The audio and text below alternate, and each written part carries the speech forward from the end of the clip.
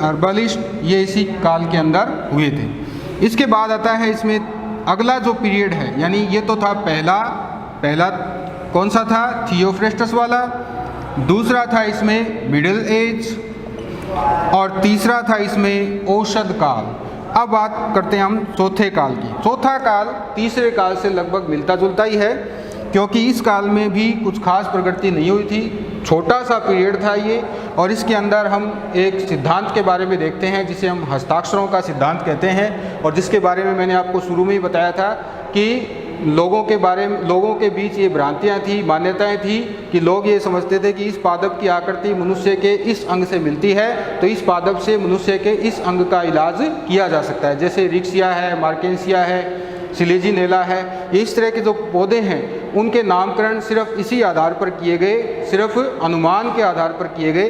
तो इसको हम कहते हैं हस्ताक्षरों का सिद्धांत। यानी उनकी मान्यता थी कि कुछ पादप वास्तव में क्या होते हैं कि जो इनके जो अंग होते हैं पादपों के, वो मनुष्य के अंगों से मिलते जुलते होते हैं, यानी कॉपी होते हैं, इसलिए इसको हस्ताक्षरों का सिद्धांत कहा गया।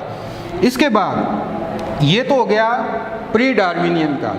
अब पोस्ट डार्विनियन काल की बात करें तो इसके अंदर हम एक बीच में एक छोटा सा जो टाइम पीरियड है, जिसे हम बेंथम, हुकर और डाल्टन, इसका जो वर्गीकरण हम पढ़ते हैं, वो एक बीच का जो टाइम पीरियड है उसके अंदर हम बताते हैं बेंथम हुकर का वर्गीकरण, और उसके बाद के जितने भी वर्गीकरण हैं वो आते हैं फाइलोजेनी यानी जाति वर्तीय वर्गीकरण में आते हैं।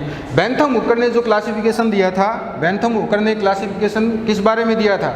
बेंथम हुकर ने भी प्राकृतिक जो गुण थे या प्राकृतिक जो लक्षण थे पौधों के, उनके साथ साथ उनके अंतर संबंधों को भी बताया था। तो वैसे अगर हम बॉटनी में देखें तो आगे जैसे आप पढ़ोगे हर्बेरियम के बारे में, जो पौधशाला हैं उनके बारे में पढ़ोगे, फ्लोरा के बारे में पढ़ोगे, आप मोनोग्राफ के बारे में पढ़ोगे, तो वहाँ पर आपको जितनी भी व्यवस्था है पौधों के वर्गीकरण की अपने हिंदुस्तान में, इंडिया में, तो वो हम पढ़ते हैं Bentham Hooker classification. Bentham Hooker classification के अकॉर्डिंग ही हर्बेरियम में सीटों को जमाया जाता है, और यही व्यवस्था ब्रिटेन में भी काम ली जाती है। ये आपको याद रखना है।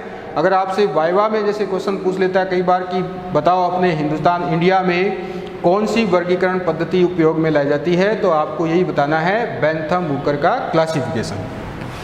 वैसे अगर यूरोपीय देशों की बात करें और जो कंट्री हैं जैसे कि जर्मनी है, जैसे कि फ्रांस है, और इधर हम ऑस्ट्रेलिया की बात करें या रूस और इधर की बात करें, तो इन सब जगह पर एंगलर और प्रेंटल का क्लासिफिकेशन काम लिया जाता है। आगे हम क्लासिफिकेशन के बारे में कुछ और महत्वपूर्ण जानकारी देखते हैं।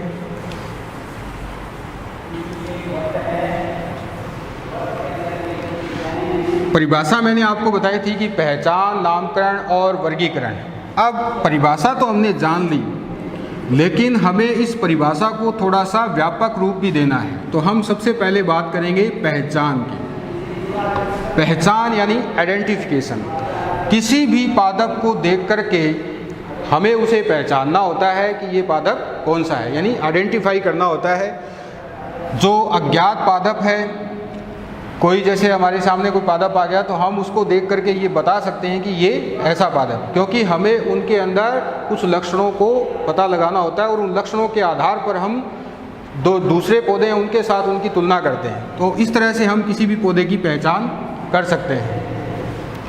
पहचान जैसे मान लो कोई भी पादप है जो आपके लिए बिल्कुल नया है, आपने उसे कभी पहले देखा ही नहीं है, लेकिन उसी से मिलता जुलता आपने कोई दूसरा पादप देखा है, तो दोनों पादपों के लक्षणों की आप तुलना कर सकते हैं, जिससे कि आपको उस पादप की पहचान हो जाएगी। उसके बाद नामकरण। किसी भी पादप की पहचान के बाद उसको एक नाम दिया जाता है, और वो नाम जो है वो ICBN यानी इंटरनेशनल